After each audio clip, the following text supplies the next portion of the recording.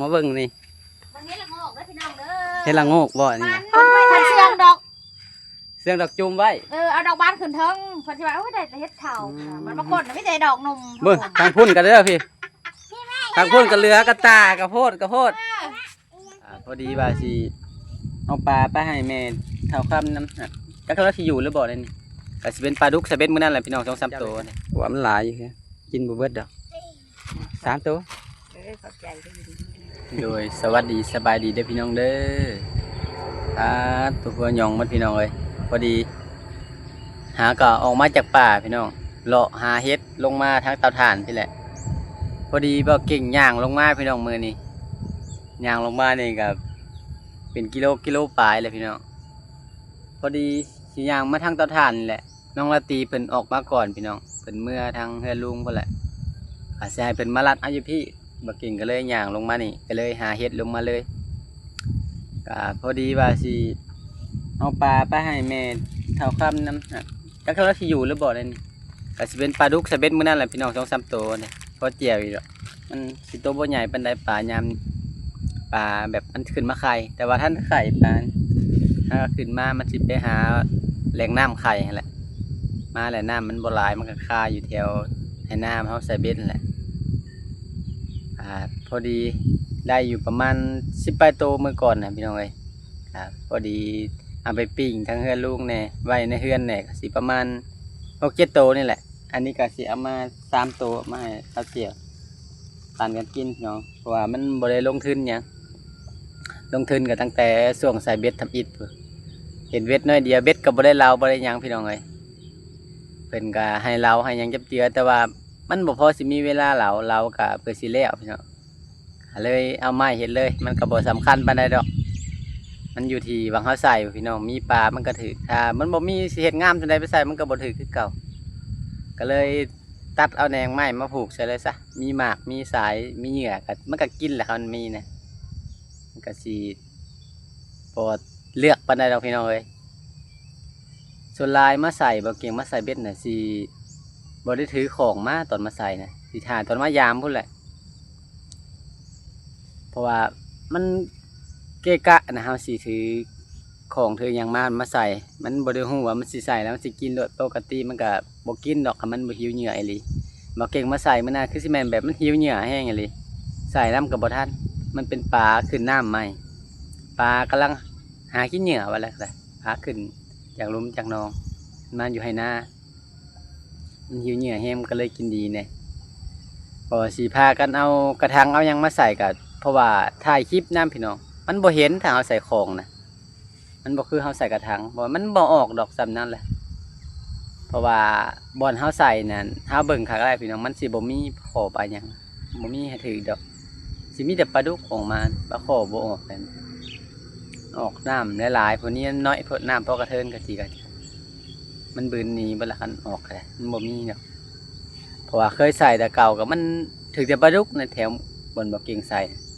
บนใส่ถึงปลาโขกับต่างหากมันก็มีเป็นบอนเพราะว่าหู้แล้วว่ามันสิมีแต่ปลาดุกก่อนสิใส่กับโบแมนสิไปใส่ล่าได้พี่น้องเลย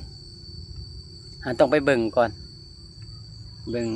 ว่ามันมีบ่มันสิบ่อนดอกเฮาสิหู้ดอกถ้าเฮาเคยใส่เบ็ดใส่หยังมันโบแมนว่าเสียไปหาแล้วไปหามันก็บ่ได้คือเก่ากับอีกอย่างหนึ่งถ้าเฮาไปใส่ซ้ำเก่ามันก็บ่ถืออีกถือก็บ่ลายด้ามโตนี่แหละเพราะว่ามันกินเบ็ดเบิดสุดก่อนมันเป็นปลาประเภทแบบผิวเหงื่อพี่น้องเอาใส่แล้วมีเท่าใดแทบจะกินเบิดนะฮันนะเพราะว่ามันบ่อนนะมันบ่เคยมีน้ำแล้วมันแห้งแต่น้ำพ่นแล้วมันมีน้ำมาบัดเดียวนะปลามันบ่อยู่ตรงนั้นนะมันพากินปลามันก็น้ำขอนน้ำแห้งก็ไปทางใหม่มันบ่อยู่หรอกมันสิบืนไปทั้งกลางคืนเลยมันแบบปลาผิวเหงื่ออะไรมีเท่าใดแทบสิกินเบิดคันปืนสิบใส่ตำลังก็บ่ถือหาใส่เขาก็ต้องไปหาใส่บ่อนบ่เคยคนบ่เคยใส่บ่อนเคยใส่กับโดนอย่างใส่เถื่อหนึ่งคือทางบ่อนบนเฮนาค่ะหาก็ใส่ด้ามเถื่อนะปีนี้ก็ได้เถื่อ2 เถื่อหรือ3 เถื่อแหละครับเป็นเท่าไรเดือนเป็นเดือนยังใส่เถื่อหนึ่งซะมันก็ถึงแน่ถ้าเอาห่างๆถ้าพี่ใส่ตลอดนี่บ่มีปานบ่หลายปานนั้นพอดีสิยางลัดไปนี่แหละพี่น้องไปหาแม่เฒ่าพุ่นแหละเพื่อน้องลาตีมาทางก็ยากแท้ยากว่าพี่น้องเอ้ยเพื่อสิไปเพื่อสิมาได้พอดีแบบว่าเพิ่นเฮ็ด จะเป็นลุงประตัวหรือหยังแหละแบบเป็นบนผักเศร้าซัดว่าแหละแต่เป็นคนซัดแบบขวางเมืองความแข็งความประเทศนังเทื่อก็มาด้วยทางไทยก็สิมาพากไว้เห็น2บ่อนแหละเป็นมาเฮ็ดอยู่ทางพี่บ่อนนึงแล้วก็ทางไปทางบรรทัดทางเฮือนลุงผลบ่อนนึงในเครื่องทาง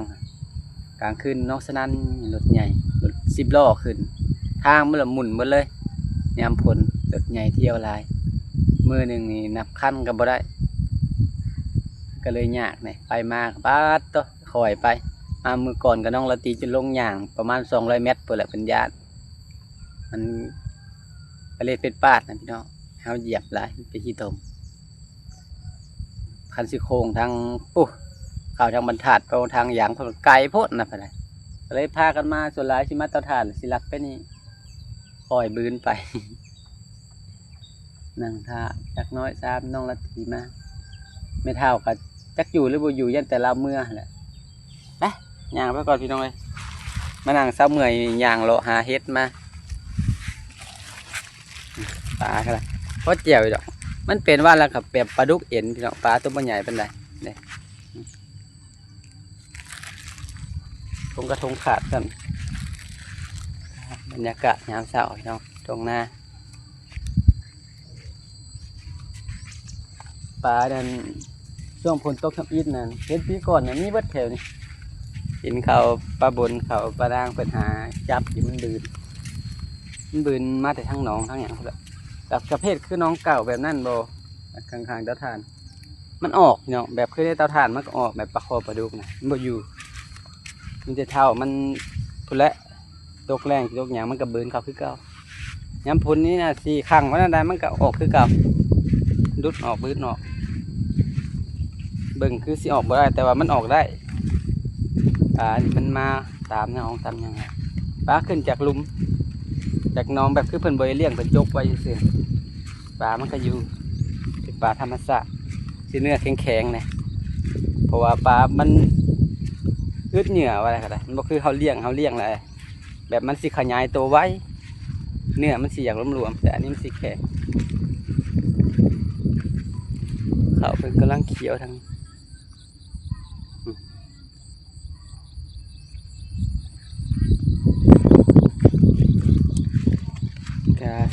ใส่ก็พอได้กินถึกตลอดพี่น้องกะครับมันบดถึกก็บ่ใส่เลยพี่น้องกันเนี่ยมันถึกไอ้จังใส่อยู่ตลอดเพื่ออื่นกะสิบ่ฮู้น้ำคือกันทำเป็นใส่ได้หรือบ่ได้ก็ได้แต่สำหรับบักกิ่งใส่ก็พอได้กินอยู่แต่ว่าเฮาสิไปใส่ขมุกขมุมใส่ตลอดมันก็บ่ได้โดนพุ่นละมันใส่เทื่อนึงขายนี่ซี่เพิ่นก็รุ่นสงสัยพุ่นละพี่น้องบักกิ่งใส่ยามใดมันก็ถึกอยู่คือเก่าพอได้แบบเพิ่นว่าเฮ็ดคอนเทนต์บ่หาปลาก็เอากับบ่จักแต่ความจริงบ่แม่นพี่น้องใส่เบ็ดนี่แหละใส่มันก็ถึกเบิ่งฮะสิมาใส่แบบนี้มันก็บ่ถึกสิอยากใส่ไปมันบ่มีปลาบ่อนปลาหยังหาก็เบิ่งปลา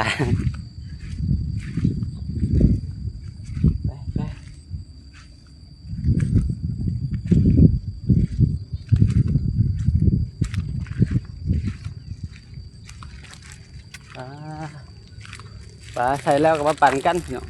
ปั่นกันกินเลยหลายเนี่ยมันบ่มีไผดอกสิอยากเอามาเกาะใส่ซื้อมาเกาะนี่พี่น้องปลาดุกนี่ปลาโลบ่ฮอดโลซ้ำบ่จักเป็นแสนปลาธรรมดาปลาหน้าคือปลาขอก็2-3ตัวก็แสนหนึ่งตัวซ้ำดำพาซ้ำได้มันสิซื้อมาเกาะใส่สิมาเฮ็ดคอนเทนต์เอามันลุบพี่น้องบ่ได้ดอกเขาถ่ายคลิปนี้มันบ่ได้ฮอด2-3 เดือนซ้ำคลิปหนึ่งบ่ได้ซ้ำบ่ได้เดือนก็ยังยากเลยพี่น้องมันสิกุ้มนั่นได้สมมติใส่3 เถื่อกระเบิดไปเลย2-3 แสนกว่าแล้วสัมปลาบ่เก่งใส่ฮะมันสิกว่าแสนเพราะว่ามันกว่าโลใส่แต่ละเถื่อป้าไปซื้อปัญหา2-3 แสนสิมาลงทุนมันก็บ่ได้แหละพี่น้องเลยซ้ำมันน้ำยังสิปันกันกินซ้ำตลอดมันกันลุกจมอยู่พื้นเพื่อนเลยพี่น้อง สิใส่แล้วเราสิปั่นอันนี้วิวมันกับบ่พอที่เราวิวสิขึ้นมันบ่พอสิได้มันมีแต่ติดหลบมันบอดอยู่ป่าดู มีอยู่ปลายเฮาบ่หลายปานใดใส่ก็พอสิได้อีกจักโต2โตนั่นแหละเบิ่งทรงแต่ว่ามันสิบ่อยากกินเบ็ดปานใดเพราะว่าเพิ่นเอาควายมาลงเลี้ยงมื้อนี้พาย่างชมบรรยากาศพี่น้องเอ้ยแล้วต้องใส่เบิ่งน้องนี่ปลาที่น้องนี่มันก็ออกน้องใหญ่แฮงเลยปลานี่เพิ่นบ่เคยดูดมันบ่ได้ดูดปลานี่มันก็เต็มอยู่ยามมันก็บืนเข้ากับไปแพร่พันธุ์อยู่หั่นก็บืนออกมาคือเก่าปลาขอปลาหยังก็ออกมาแถวนี้น้องนี่แหละออกมาคันไว้วางนี่ก็ได้มันก็มีน้องคูบ่อนแถวนี้อ้อมแอมเต็มเบิด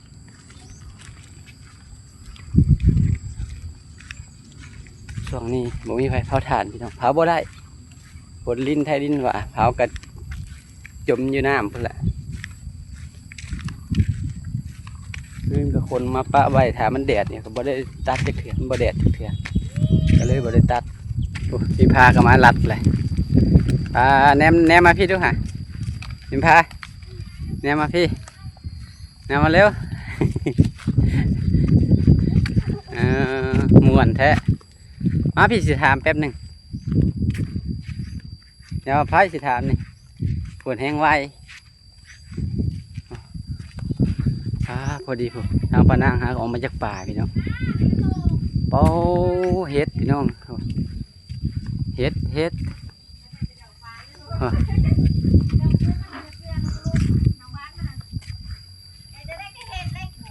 ปอมาทางเตาถ่านพี่น้องมาเบิ่งนี่เฮ็ดละโงกเด้อพี่น้องเด้อเฮ็ดละโงกบ่นี่นะแม่เฮ็ดละโงกขาวบ่แม่นเฮ็ดละโงกเหลืองสบายดีบ่สุขทุกคนเด้อโอ้ยสบายดีประมาณนึงน่ะซ้ายก็ซ้ายยานางป้าคนก็ซื้อนางซ้ายก็ซ้ายก็ตานางโอ้พี่น้องเบิ่งดอกจูมมาได้เลยนะเฮาเอาดอกกันบานพันเสียงดอกดอกจูมไว้เอาดอกบานขึ้นเทิงเพิ่นสิว่าโอ้ยได้แต่เฮ็ดเฒ่ามันปรากฏไม่ได้ดอกนมเบิ่งทางพุ่นกันเด้อพี่ทางพุ่นกันเหลือกระตากระโพดอยากบานเนี่ยแล้วพี่ลึกซื้อเด้อพี่น้องเด้อโลนึง150,000ได้สิขายออกโล150,000บ่นี่นะแม่นโล150,000ปัดดอกกระโพดเฮาพ่อนะเฮาบ่ได้จักได้ว่าเฮ็ดกินได้น่ะได้ไข่มันไสพุ่นไข่สิขายโล150,000นี่มาซื้อมาถ่าเบิดปัดเด้อเฮาบ่ฮู้แล้วเฮ็ดว่าเฮ็ดกินได้นะเฮานั่นจักสิเฮ็ดอะไรแล้วเห็นมันหลายเด้อันนี้ผู้นั้นก็ยังบ่ฮู้เฮาบ่ได้ฮู้เฮ็ดใจเบิ่งดูไข่มันนะไข่มันก็เฮียงกันคู่กันกับอันดอกดอกบานไข่มันก็เฮียงกันพอมันจับอยู่อันนี้คาราอันเฮ็ดที่เบื่อแล้วหลังมันสิขาวๆหลังมันสิขาวอันนี้ที่เบื่อเบิ่ง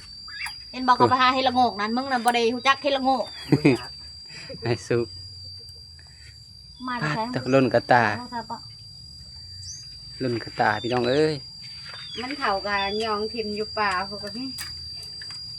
ตัวคนกำลัดเฮ็ดทะเลยังเฮ็ดดินป่วงไปซื่อๆได้ไปหาเฮ็ดขมบ่เห็นเฮ็ดขมได้เฮ็ดละโงกบ่ได้ออกไปเฮ็ดขมนะยังเลยมันแดดซะก่อนมันสุ่มคนสีอะไรแบบนี้ไปอีกแล้วหลานเพิ่นคักปานางไปสิบ่ว่าไข่เป็ดไข่ไก่บ่อยู่ป่านี่นะเด้ผู้นั้นเด้เพิ่นว่าเฮ้ยไข่ยังวะไปนั่งไข่ยังวะเฮาก็สิบ่ฮู้คือกันนั่นแหละนี่คือไข่คักเอลีได้จะมาแล้วผู้ใดซะลูกมาส่งนี่เฮ็ดได้เขาสิมาว่าสิมีคนลูกมากับมันจะเจือนะก็สิล้นถงจักจะมองหรือจักมองเลยคนถามโมงบ่หากะเบิ่งหากะ9:30 นอันได้เสียอีแหละ9:36 นาทีตัวใหญ่เงินไข่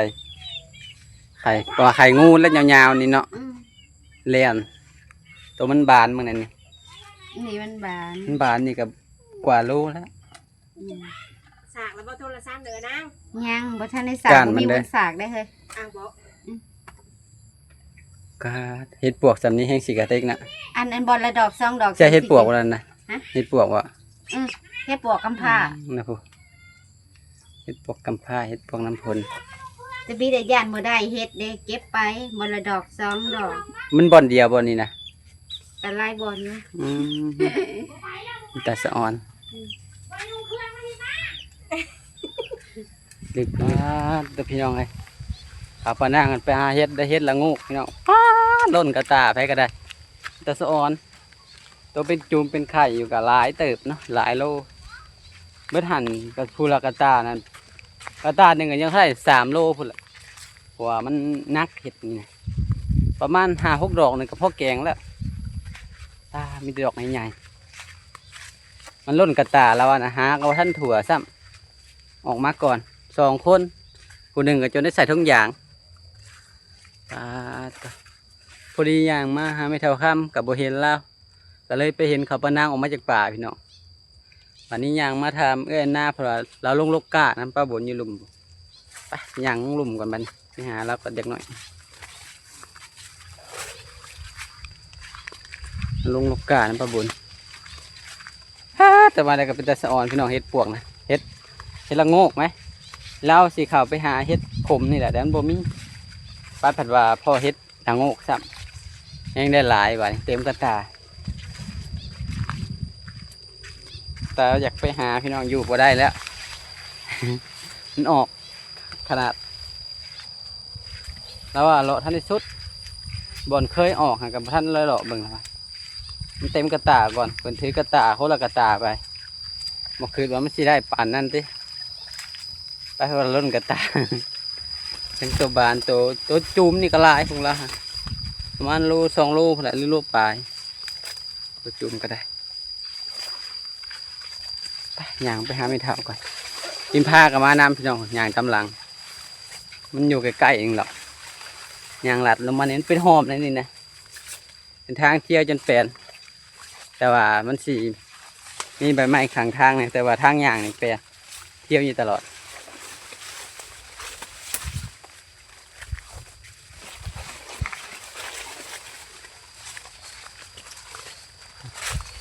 ย่างหลัดป่าน้ำไม้หาน้ำไม้เมื่อก่อนกันนี่แหละ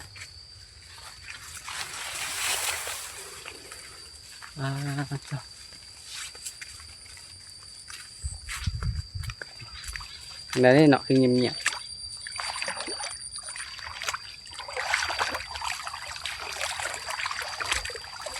โอ้บรรยากาศทุ่งไร่ทุ่งนาพี่น้อง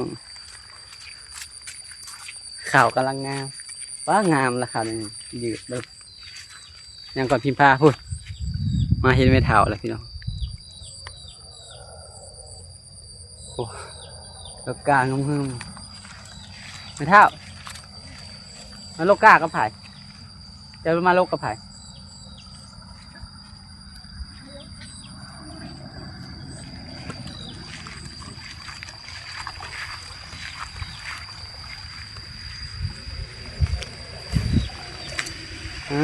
เพิ่นมาลกกาพี่น้องเอ้ย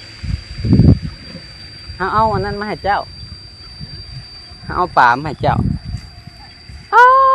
งามแล้วข่าวมาบัดนี้นะ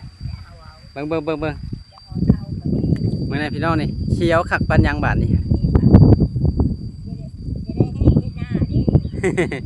เห็นไทยได้แห้งเห็นหน้ามันปีนหาไม่เท่ากันลกกายจะมาลกกับไผ่นี่นะผู้เดียวบ่แล้วว่าขับประบนก็ลงมา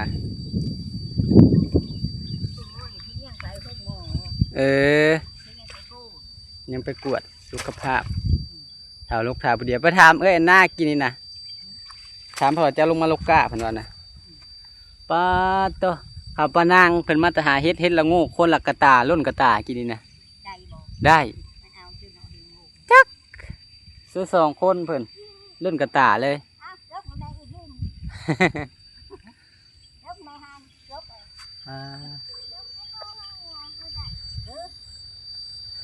ใช่ปะเฮาปลามาให้เจ้าเจียวปลาดุกแล้วถ้าใส่เบ็ดมือก่อนนะมันได้หลายเติบประมาณโลปลาย2 โลหมดจักถึงปลาขอปลาดุกก็เลยปั่นเจ้านะอยู่นี่น้ำเฮานี่แหละนี่ครับบ่มีอันใส่เนาะมีเทิงผัดบ่ถือยังถ่ายลงมาเอาไปที่นางไปลูกกาไปหาเห็ดขมนะพี่เงาหาเห็ดเลือดปลานี่จักสิใส่สิได้บ่มีอันใส่ซ้ำ 10 โมง 11 โมงสิใส่ยังง้อไว้ให้เจ้าบัดนี้อ่ะ ไปรกรอบเบิกอยู่ไปรกชาหนึ่ง ป่าพอดีเฮาย่างเราหาเฮ็ดลงมาลัดละตีอยู่พี่สิมาเอาเฮาอยู่พี่ก็เลยเอาปลามาให้เจ้าเลยซะเพราะว่ามันหลายอยู่กินบ่เบิดดอก3 ตัวขอบใจด้วย แล้วกะมันถี่ตรงในลกดำใหม่พี่น้อง แม่นบอกอันเด็ก ปลาถึกเบ็ดเฮาเลย กันจ่ายเนาะ ยังปลายังใหม่ๆมันหักเป็นปลาดุกเอ็นมันตัวบ่ใหญ่ เ กับมันหักมันนะฮะเอาไปปิ้งแล้ววันนี้ มันไงขยัน มันกำลังเริ่มไข่บุกกะปลาบนบ่ลกอันนี้ นี่ลูกตะวัน มือนี่ไปหงหมอมันอากาศมันเลยเป็นจีบขักแค่ป้าดำมันก็ติดขักแล้วไม่เท่านี่ฮะขักทันกล้าทำนี้ไปดำนะ ยืดอ่ะเห็นว่าที่ดำตะกร้านี่ไรยกนิดนี่แล้วก็ไทยดำเลย ดำกับท่านนั่นแหละเพราะว่ามันยังท่านได้หล่าท่านได้สวยคนยังดำอยู่อันที่ป้าเนี่ยนี่บ่ได้กินเพราะทางน้ำมันแดงละมันถี่เกิน ก็ได้กล้าห้ามมา เบิ่งในตัวเราดำนี่มันละงามแท้ เคยว่าอันนี้เรื่องมันงามคือคุ้มค่ะ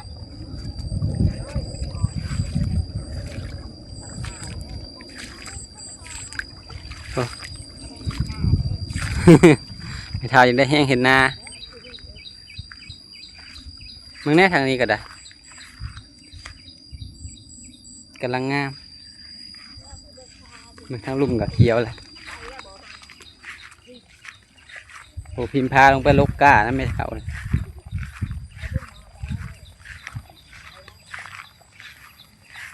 ว้า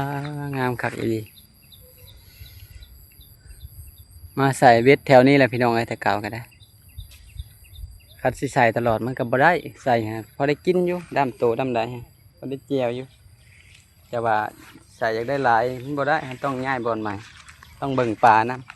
เอามายืนเบิ่งยามแรงนี่ถ้ามันบ่บ่อนบ่หยังปานใดมันก็บ่มีป่ามันกลายลงไปพูดเพราะมันมีท่อมันสิลงตามท่อช่องท่อนั่นแหละแหละปุ๊มันมีหนองมีทงนาอยู่ลุมมันลงลุมมันสิมาข้างอย่างนี้ก่อนเอาใส่แล้วมันก็เรือบ่หลายกันได้แล้วแต่ว่ายังมีป่ายังบ่อนอยู่มันตกมาหลายเถื่อมันก็บืนลงมาอีกคือเก่าปีนพากับไปซอยไม่เท่าแล้ว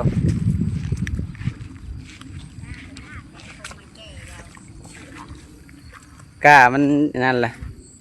ใหญ่เลยลูกเป็นบ่ปีนพาลูกเป็นบ่เอาเพื่ออันเอาลายเธอมันค่ะ โหลกกาไปขึ้นเมื่อก่อนบันมีเท่าเป็นลกกามีพาชิมตำลังสำหรับคลิปนี้บอกเก่งกับสิขอตัวจบคลิปเด้อพี่น้องเด้อให้พ่อคลิปหน้าพี่น้องสำหรับคลิปนี้ก็กล่าวคำว่าสบายดี